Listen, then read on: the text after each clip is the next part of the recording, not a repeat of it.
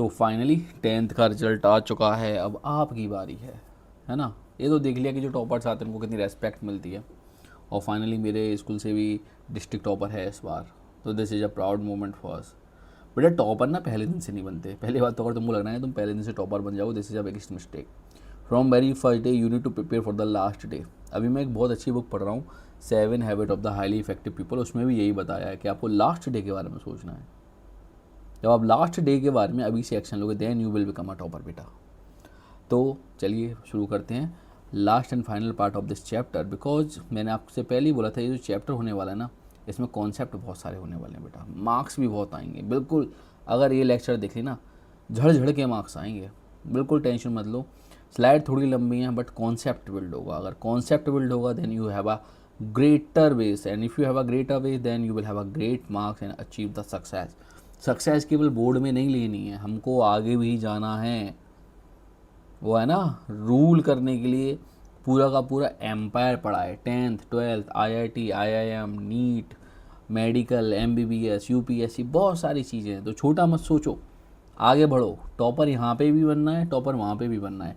तो let's begin with the new chapter with the same kind of mind. Last and final time मैंने आपको यहीं पे छोड़ा था, रेड एंड येलो सॉइल। सबसे पहले तो रेड एंड येलो सॉइल है, तो सबसे पहले एक यहाँ पे मिलेगा ईस्टर्न डेक्कन प्लेटू में आपको देखने को मिलेगा।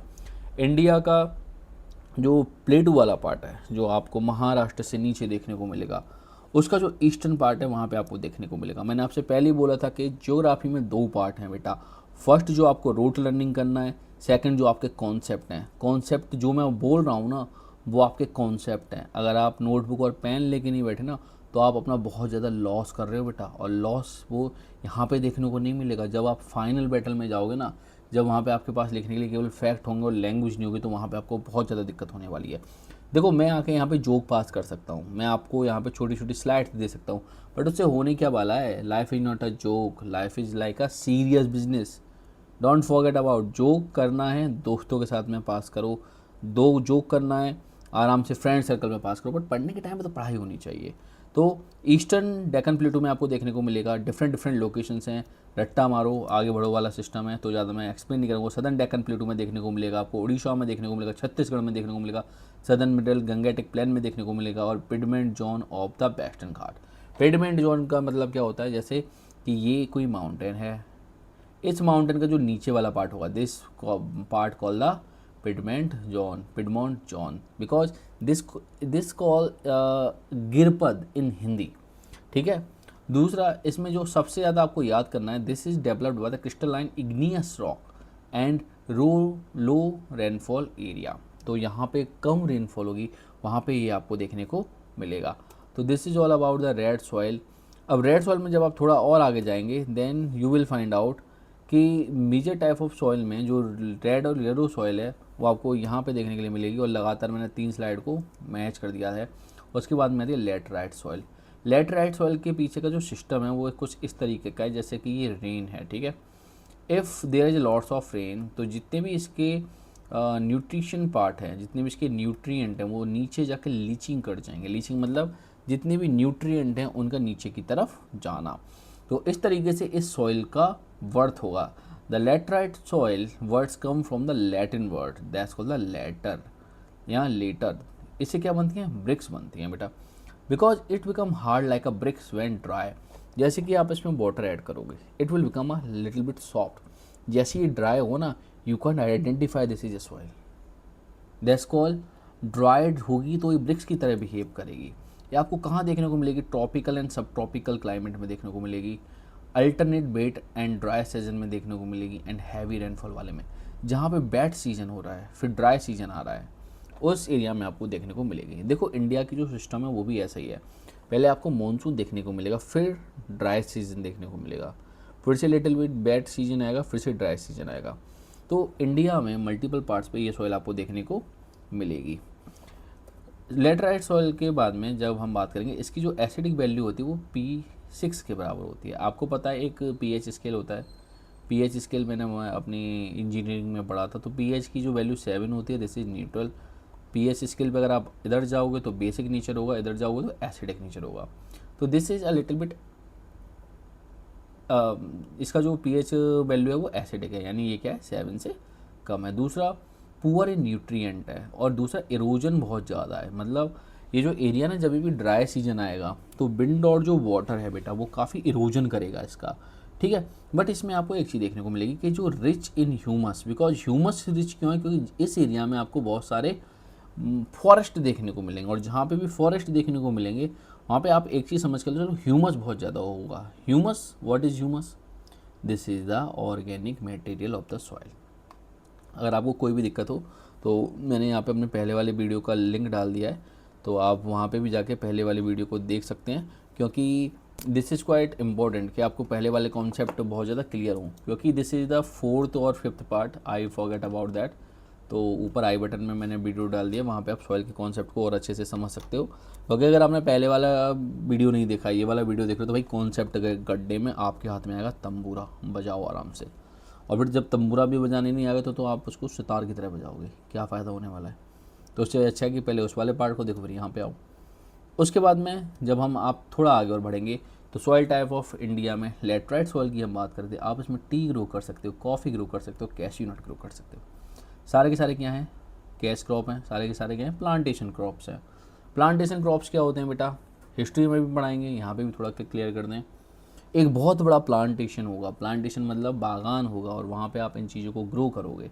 तो इसके लिए सबसे बड़ी चीज़ क्या है कि आपको उसको कंजर्वेशन करना पड़ेगा। कंजर्वेशन मेक इट प्रोडक्टिव, आपको लगातार इसमें फर्टिलाइज़र डालना पड़ेगा। अब वो पूछ रहा है कि वाई दिस इज़ येलो। मैंने आपको रेड सॉइल के बारे में तो बताया था कि जो आयरन है जब वो रस्ट में कन्वर्ट होगा, जब वो वाटर के कॉम्बिनेशन में या इफ़ेक्ट या टच में आएगा तो रेड होगी। बट यहाँ पे क्या देखने को मिलेंगे? Iron in the hydrate form, यानी OH के फॉर्म में आपको देखने के लिए मिलेगा। इसके बाद में जब आप जाओगे, this is the arid soil, कुछ नहीं है, मरुस्थल है, जंगल है, जंगल। देखो जंगल नहीं है, मरुस्थल है, सॉरी मेरे मुंह से निकल गई, मुझसे गलती हो गई, मुझे माफ़ कर देना बेटा। ये देखो पूरा का पूरा क्या है? डेजर्ट एरिया है। क्यों? सबसे पहले तो सैंडी टेक्सचर देखने को मिलेगा, सलाइन इन नेचर है, low humus and high evaporation है। First of all you should know about the definition of desert. Desert दो तरीके के हो सकते हैं, cold desert and hard desert. Hot desert, sorry hard नहीं, हॉट, क्योंकि आपने क्लास 7 में ये रीड किया हुआ है, ज़्यादा नहीं बताऊंगा। बट यहाँ पे दो चीज़ें होती हैं, one is a precipitation, another is a evaporation. अगर किसी एरिया में एवेपोरेशन रेन से ज़्यादा है या प्रिसिपिटेशन से ज़्यादा है तो हम बोल सकते हैं कि वो एरिया क्या बनेगा? बड़े होकर रेगिस्तान बनेगा। तो यहाँ पे पुराना वाला पॉइंट आ गया, you can ignore it, okay. तो आपको यहाँ पे आपको एक तो सैंडी सॉइल देखने को मिलेगी, है ना। आपने देखा होगा कभी आप जैसलमेर में जाओ तो आप देखोगे वहाँ पे सैंड डून्स देखने को मिलेंगे। सलाइन इन नेचर मतलब यहाँ पे सैलिनिटी बहुत ज़्यादा है, बिकॉज जो सॉइल है ना बेटा, सॉइल की जब भी जो लेयर है उस लेयर में जब भी इवेपोरेशन होगा ना तो उसके साथ साथ जो मिनरल्स हैं वो टॉप लेयर पे आके क्या हो जाएंगे? एक्यूमुलेट हो जाएंगे इस तरीके से। तो that's called the saline nature, okay. Salinity वहाँ पे भी होगी अगर आपके पास में कोई सॉइल है, आपने उसमें बहुत ज़्यादा इरीगेशन कर दिया तो लगातार जो वाटर है ना, वो वाटर जब ऊपर आएगा तो पूरे के पूरे न्यूट्रिएंट को ऊपर ला के एक्यूमुलेट कर देगा। This is about the saline nature of the soil. इसके बाद में जब आप आगे बढ़ेंगे तो अरिड सॉइल की आपको और भी चीज़ें देखने को मिलेंगी, जैसे आपको वेस्टर्न राजस्थान में बहुत ज़्यादा देखने को मिलेगा। This is due to the high temperature, faster evaporation, poor moisture and after irrigation become the cultivable. तो आप यहाँ पे कल्टीवेशन कर सकते हो अगर आप इनके ऊपर थोड़ा बहुत अपने दिमाग का यूज कर लो, थोड़ा बहुत इरिगेशन कर लो, थोड़ा बहुत आप खाद वगैरह यूज कर लो। क्योंकि वेस्टर्न राजस्थान की प्रॉब्लम क्या है ना, यहाँ पे जो अरावली है वो एक स्ट्रेट लाइन में गुजरात से शुरू होकर दिल्ली तक जाता है। तो यहाँ पे कोई भी बैरियर नहीं है, जितनी भी मानसून की भी यहाँ पे क्लाउड्स जा रहे हैं ना वो पैरेलल जा रहे हैं, तो कोई भी इनको रोकने वाला नहीं है। दैट्स वाई ये जो रीजन है ना वो ड्राई रीजन है।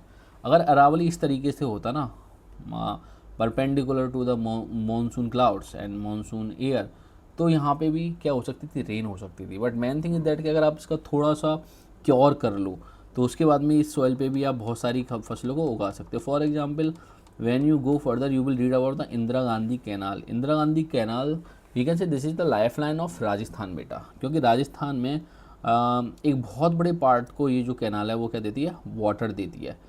और इसकी वजह से क्या है, मल्टीपल पार्ट्स में आपको इरीगेशन के लिए भी पानी मिलेगा, तो आप राजस्थान में बहुत सारी ड्राई क्रॉप्स को ग्रो कर सकते हो, जैसे बाजरा हो गया, जैसे रागी हो गया, ठीक है। तो ये हो गई आपकी सैंडी सॉइल। सैंडी सॉइल से जब हम आगे बढ़ेंगे तो हमारे सामने आएगा मेजर टाइप ऑफ सॉइल में स्पेशल फीचर। हमने क्या एल्यूवियल सॉइल के बारे में पढ़ा, this is comes from river. Black soil को हमने कॉटल सॉइल बोला। रेड सॉइल क्या होती है, आयरन सॉइल होती है। लेटराइट सॉइल को लीच्ड सॉइल बोलते हैं और एडिड सॉइल को हम डेजर्ट सॉइल बोलते हैं। If you remember this the 60% chapter has been done. 16% chapter नहीं, कॉन्सेप्ट है, क्योंकि कॉन्सेप्ट में आपको इतना ही रीड करना है। देखो जब भी आप कॉन्सेप्ट को रीड कर रहे हो ना, हुक की तरह याद किया जाता है। जैसे ये है अरिड सॉरी एलुवियल सॉइल है। एलुवियल सॉइल कहाँ से आ रही है, रिवर से आ रही है। रिवर के साथ वाटर भी आएगा तो प्लेन रीजन में है। प्लेन रीजन में फर्टिलिटी ज़्यादा होगी, फर्टिलिटी ज़्यादा होगी तो क्या, एग्रीकल्चर अच्छा होगा। तो आपने केवल एलुवियल सॉइल से इतने सारे कॉन्सेप्ट को आपस में कनेक्ट कर लिया। अगर आप इस तरीके से नहीं रीड करोगे, चीज़ों को सेपरेटली याद करने का ट्राई करोगे, तो आप भूल जाओगे। तो पता है आप लिख के क्या होगे कि जो ब्लैक सॉइल होती है वो नदर्न इंडियन प्लेन में मिलती है, पहाड़ों से निकल के कॉटन ग्रो कर देती है। तो एग्जामिनर भी बोलेगा कि बेटा बस इतना मत करके ज्योग्राफी भी क्या कर जाए, रोने लग जाए। कुछ बच्चों के साथ में ऐसा होता है, मैंने ऐसे बहुत सारे बच्चे देखे हैं, वो क्या करेंगे कि ज्योग्राफी के साथ में हिस्ट्री को मर्ज करके सिविक्स लिखेंगे। जैसे Akbar will fight in the hot desert and create a constitution. इस तरीके के बच्चे हमारे पास में होते हैं। तो this is not a big deal, आपको अपने कॉन्सेप्ट तो क्लियर करने पड़ेंगे। जब आप थोड़ा और आगे बढ़ेंगे तो आपको देखने को मिलेगा फॉरेस्ट सॉइल। फॉरेस्ट सॉइल क्या होती है, जंगल की मिट्टी होती है, बट इसको कंफ्यूज मत करना, क्योंकि ये जो सॉइल है ना बेटा, ये आपको माउंटेन एरिया में देखने को मिलेगी। कहाँ देखने को मिलेगी, माउंटेन एरिया में देखने को मिलेगी। और माउंटेन एरिया में आपको पता है कि जो भी स्लोप है, जो भी टेरेन है, वो क्या है, पूरा का पूरा स्लोपी है। तो इसका मतलब वहाँ पे आपको पहली चीज़ तो ये है कि बहुत कम और थिन एरिया देखने को मिलेगा, किसका, सॉइल का। दूसरी चीज़ आपको एक और समझनी पड़ेगी, हिली एरिया में, माउंटेन रीजन में ये सॉइल आपको काफ़ी दिखने वाली है। टेक्सचर क्या होगा, वेरीज फ्रॉम द ऑल्टीट्यूड। जैसे जैसे आप लोअर एरिया में आओगे, लोअर पार्ट ऑफ माउंटेन्स में आओगे, you will find out that कि वहाँ पे जो सॉइल है वो काफ़ी थिक है और you can do some kind of a agriculture activity. But जैसे जैसे आप हाइट पे जाएंगे वैसे वैसे वहाँ पे जो सॉइल का टेक्सचर है वो काफ़ी थिन होता जाएगा। देखो बहुत सिंपल सी चीज़ है, अगर इस तरीके का स्लोप है और यहाँ पे मैं कुछ भी चीज़ रखने का ट्राई करूँगा तो वो टिक नहीं पाएगा, बहुत कम लेयर ही यहाँ पे मतलब ड्रॉन हो पाएगा। तो आपको ये चीज़ समझना पड़ेगा कि जो माउंटेन सॉइल है उसका टेक्सचर किस पे डिपेंड करेगा, height and slope of the mountain पे डिपेंड करेगा। अगर माउंटेन का स्लोप बहुत ज़्यादा है तो वहाँ पे तो आपको सॉइल मिलने वाली है ही नहीं, और अगर मिलेगी भी तो काफ़ी थिन सॉइल देखने को मिलेगी। देखो जब तक आप माउंटेन रीजन में जाओगे नहीं ना बेटा, कुछ ना होने वाला, तुमको समझ में ही नहीं आएगा कि माउंटेन की टोपोग्राफी क्या होती है। सम टाइम आपको क्या लगता है कि माउंटेन का मतलब ऐसे खड़े पहाड़ में है, बट ये नहीं पता जब आप वैली रीजन में जाओगे तो आपको वहाँ पे ब्लेजेस भी देखने को मिलेंगे, वहाँ पे स्नोफॉल भी है, वहाँ पे रिवर भी है, और वहाँ पे वो एग्रीकल्चर भी कर रहे हैं। इसके लिए सबसे अच्छा तरीका यही है कि निकलो बाहर और घूमो फिरो और सीखो नई चीज़ें। एजुकेशन का मतलब ये नहीं कि बस क्लास में बैठे हुए टीचर आया, आपके दिमाग में कुछ गया, डाल के गया और आपने जाके एग्जामिनेशन सीट पे सब कर दिया। अच्छे मार्क्स आ जाएंगे सही है, बट जीवन काफ़ी खाली हो जाएगा, है ना।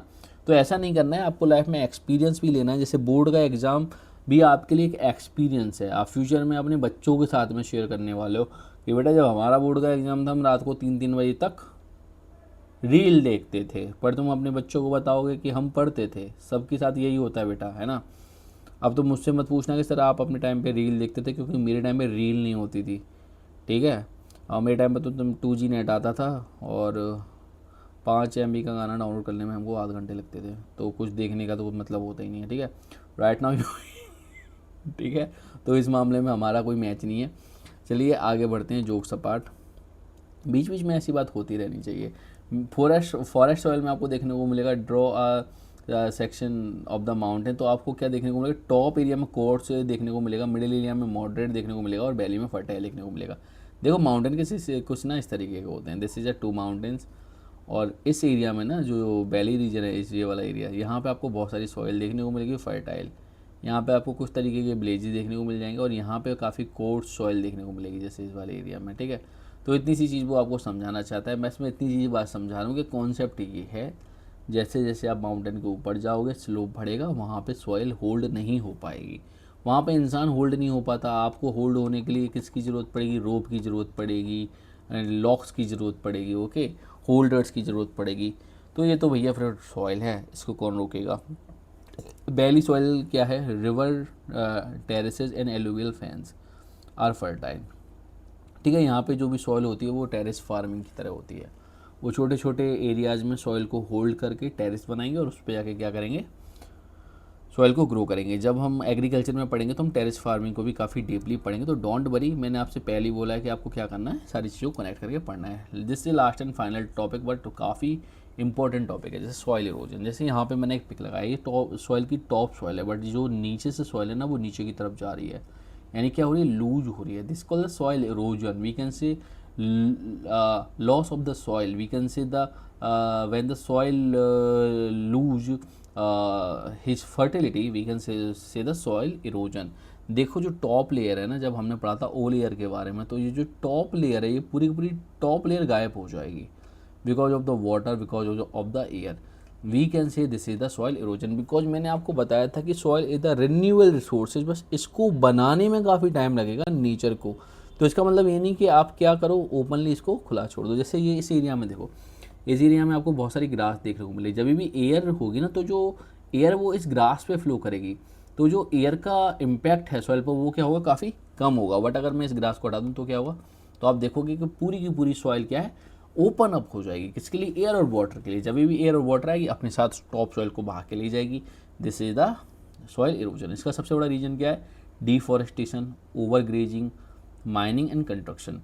जैसे आपने जंगल के पेड़ काटे तो जो टॉप सॉइल है वो क्या हो गई, एक्सपोज हो गई फॉर एयर एंड वाटर। जब भी एयर और वाटर आएगा then the top layer will be wipe out from the place, और वो डिप्लेस कर जाएगी। ओवर ग्रेजिंग का मतलब क्या है कि किसी भी ज़मीन पे बहुत सारी ग्रास थी, but just because of the over grazing वहाँ पे बहुत सारे एनिमल्स आए और एनिमल्स ने क्या किया, उस ग्रास को हटा दिया।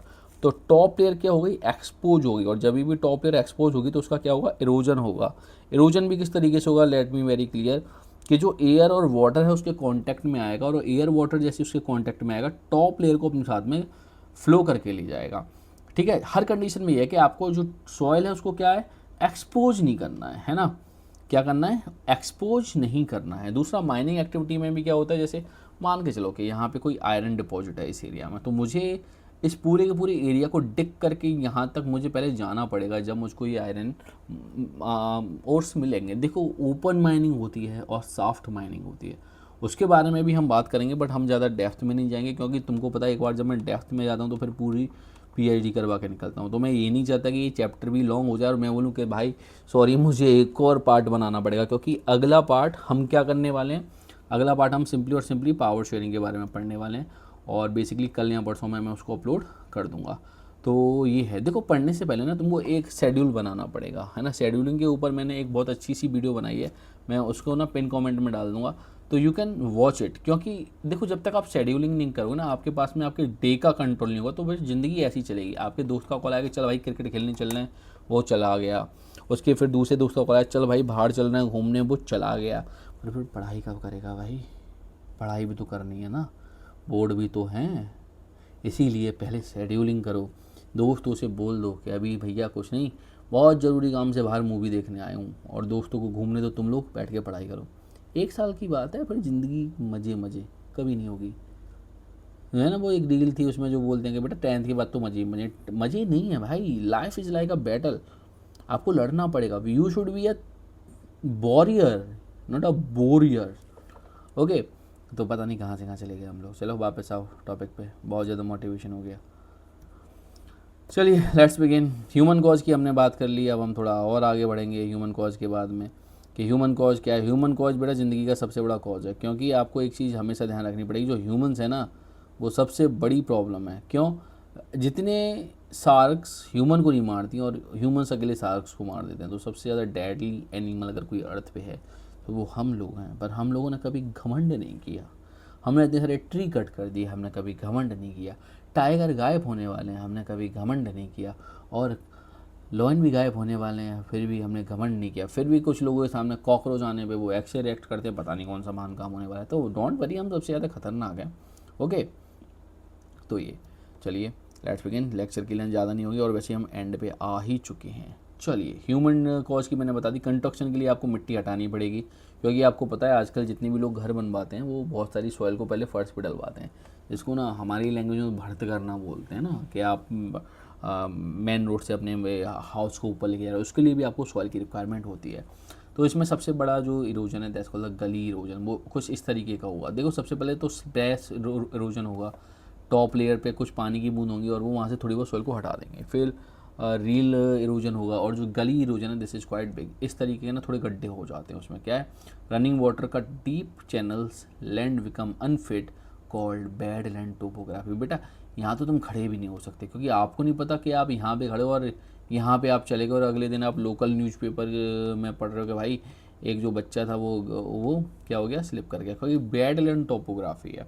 कोई भी पर्सन अगर यहाँ पे खड़ा हो तो डेफिनेटली कुछ ना कुछ नुकसान हो सकता है। अब इसका तरीका क्या है, आप यहाँ पे बहुत सारे ट्री लगाओ, बहुत सारे ग्रासेस लगाओ, यहाँ पे बहुत सारे क्या रिटेनिंग वॉल्स बनाओ, ताकि ये जो एरिया है वो आगे ना बढ़े। पर अगर आप इसको नहीं कर पाओगे तो सबसे बड़ी दिक्कत क्या होगी कि ये जो एरिया है लगातार बढ़ता जाएगा in convert in the badland topography.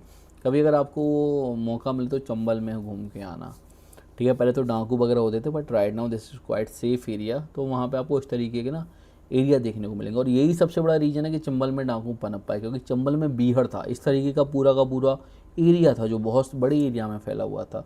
तो डाकुओं को रास्ते याद थे, वो कुछ भी करते थे चंबल की बीहड़ों में गायब हो जाते थे। पुलिस के लिए काफ़ी दिक्कत आ रही थी, but right now we have a high tech technology. तो बेचारे डाकू भागते हैं तो आप पीछे ड्रोन भी लगा सकते हो। तो टेक्नोलॉजी के बहुत सारे फ़ायदे हैं। Type of the soil erosion, तो wind erosion is a common area. Desert में सबसे ज़्यादा देखने को मिलेगा loose soil blown away, example western Rajasthan. यानी इसमें सबसे पहले जो लूज सॉइल है, जो हल्की सॉइल है, उसको हवा अपने साथ लेके चली जाएगी। देखो bind erosion is the most commonly happen erosion, because उसका सबसे बड़ा रीज़न क्या है, सबसे ज़्यादा हवा चलती है। बट इसके भी कुछ ना लिमिटेशंस हैं, बिकॉज जो आपकी लैंड है उसके 1 फीट ऊपर के से 1 फीट ऊपर जाके इसकी जो इरोजन पावर होती है ना वो काफ़ी कम हो जाती है। तो वेस्टर्न राजस्थान में काफ़ी कॉमन है। उसके बाद में दूसरा ना रॉन्ग फार्मिंग मेथड, उसमें क्या है, जैसे आपको क्या करनी चाहिए, जैसे आपने क्या किया, ये जितने भी यहाँ पे आपने खेत देखे हैं, जितने भी आपने फील्ड्स देखे हैं, आपने बहुत ज़्यादा स्पीड में वाटर छोड़ दिया, आपने वाटर के लिए रिटेनिंग वॉल्स नहीं बनाई, तो सडनली क्या होगा, जो वाटर है वो अपने साथ सॉइल को भी लेकर चला जाएगा। दूसरा सॉइल इरोजन इंक्रीज होगा। दूसरा आपने ना उसमें चैनल्स क्रिएट नहीं किए, तो उसमें भी बहुत ज़्यादा दिक्कत हो सकती है। तो फार्मिंग मेथड्स के लिए आपको जो भी फार्मर हैं उनको आपको लगातार एजुकेशन देनी पड़ेगी, क्योंकि अगर सॉइल इरोजन होगा तो जो फूड सिक्योरिटी है वो सीधे सीधे इफेक्ट करेगी। और food security is the quite important things for the country like India. तो कंट्री की जब बात हो रही है तो हम थोड़ा आगे और बढ़ेंगे। आगे बढ़ने के साथ में आप देखेंगे कि सिंपली और सिंपली दिस इज़, आप क्या कर सकते हो, contour प्लविंग, terrace farming and strip cropping. Strip cropping तो देखो यहीं पे दिख रही है कि जैसे ये है कि मैंने इस तरीके से पहला एक खेत में एक कंटूर बनाया, दूसरा कंटूर मैंने इस तरीके से ड्रॉ किया, ठीक है, इस तरीके से, then I will create another one. तो इस तरीके से क्या है, मैं एयर फ्लो को रोक रहा हूँ। जैसे एयर यहाँ से चलेगी, ठीक है, तो यहाँ पे एक और कंटूर बना हुआ है, तो जो एयर है वो यहाँ पे आके स्लो डाउन हो जाएगी, ये एयर यहाँ पे जाके स्लो डाउन हो जाएगी, ये एयर यहाँ पे जाके स्लो डाउन हो जाएगी। तो समथिंग लाइक दैट आप अपने फील्ड में जो एयर की फ्लो है उसको क्या कर सकते हो, कम कर सकते हो। That's called the contour प्लविंग।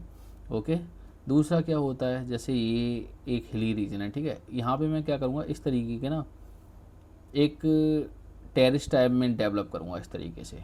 तो यहाँ पे सॉइल है, तो वो सॉइल क्या होगी, यहाँ पे एक्यूमुलेट होगी, फिर यहाँ के बाद वो सॉइल यहाँ पे चली जाएगी, बट सीधे ऐसा नहीं कि इस पॉइंट पे आ जाए। तो ये जो टू टेक्निक्स हैं वो काफ़ी इंपॉर्टेंट है। लाओ मैं आपको ना इसको थोड़ा पिक से भी समझा देता हूँ। This is quite easy for you. Okay, just look at that, that's called the contour प्लविंग।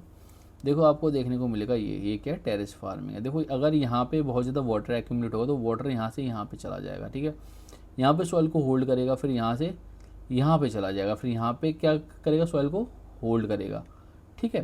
तो इस तरीके से सॉइल इरोजन को आप काफ़ी कम कर देते हो। कंटूर फार्मिंग में क्या होता है, पूरे के पूरे जो वीगन से पूरा का पूरा जो फील्ड है उसको आप उतना छोटे छोटे कंटूर्स में डिवाइड कर देते हो इस तरीके से, और हर कंटूर की जो ना साइड होती है वो अलग होती है। इसके बाद में लास्ट पार्ट है, दिस इज़ द पार्ट, यहाँ पे आपको स्ट्रिप क्रॉपिंग देखने को मिलेगी। जैसे देखो ये जो पार्ट है ना, ये वाला पार्ट, इस वाले पार्ट में ना जो क्रॉप है ऑलमोस्ट ग्रो हो चुकी है इन 2 स्टेप्स पे, बट यहाँ पे जो है ना हमने अभी न्यू क्रॉप्स को ग्रो किया है। जब तक ये क्रॉप मैच्योर होगी ना, हम इस वाली क्रॉप को कट कर देंगे। तो ये जो एरिया है, ये वाला एरिया, ये दोनों area first and second will we get protection from this part. Okay, जब इस पार्ट को हम कट कर देंगे तो ये दोनों एरियाज़ को क्या करेंगे, सपोर्ट करेंगे। यानी किसी भी टाइम पे आपका जो फील्ड है वो पूरी तरीके से बैरन नहीं रहेगा। तो इससे क्या होगा, सॉइल इरोजन अपने आप कम हो जाएगा। सबसे अच्छा और तरीका क्या है, you can create a shelter belt. जैसे ये ज़मीन है और इस ज़मीन के बाहर आपको क्या देखने को मिलेगा, ये ट्री देखने को मिलेंगे। तो जब भी एयर आएगी ना, जो ट्री है वो क्या करेगा, इसको स्टॉप कर देगा या उसकी स्पीड को कम कर देगा। और जब भी कोई भी एयर पार्सल यहाँ से जाके फील्ड को क्रॉस करते हुए बाहर निकलेगा, तो जो ट्री हैं वो उसकी स्पीड को स्लो डाउन कर देंगे और सिंपली क्या होगा, वो जो सॉइल है वो उस फील्ड में ही रह जाएगी। तो this is the last and final slide. और आज हमारा लेक्चर ख़त्म हो गया है पूरा का पूरा 26 मिनट में मैंने अपनी बातें को पूरा किया है। ठीक है, तो आज हमारा ये वाला चैप्टर ख़त्म हो रहा है। इसके बाद में मैं रिवीजन सीरीज़ शुरू कर दूंगा, है ना, जैसे ही टाइम मिलेगा। देखो पहली बात तो ना कि यह स्कूल को भी मेंटेन करके चलना पड़ता है, ट्यूशन्स को भी मैनेज करके चलना पड़ता है और इस चीज़ को भी मैनेज करके चलना पड़ता है, क्योंकि ज़रूरी सारी चीज़ें हैं ना। पर यह है कि नवंबर तक syllabus will be completed. Revision series को छोड़ोगे तो अपने पैर पे कुल्हाड़ी मारोगे भाई, लेट मी वेरी क्लियर। क्योंकि रिवीजन के बिना तो कुछ नहीं होने वाला, पढ़ाई कितनी भी करो, रिवीजन बहुत ज़रूरी है। उसके बाद में फिर आंसर प्रैक्टिस पे भी एक डेडिकेटेड सीरीज़ बनाने वाले हैं और मैप बेस्ड क्वेश्चन पे भी डेडिकेटेड सीरीज़ बनाने वाले हैं। तो stay tuned with us. Tata bye bye, मिलते हैं नेक्स्ट लेक्चर में। This will be the power sharing. सबसे ईजी चैप्टर है, ध्यान रखना। बट बच्चे सबसे ज़्यादा गलती करते हैं, क्यों, ईजी चैप्टर पे कोई सीरियसली ध्यान नहीं देता। ठीक है, चलो बाय।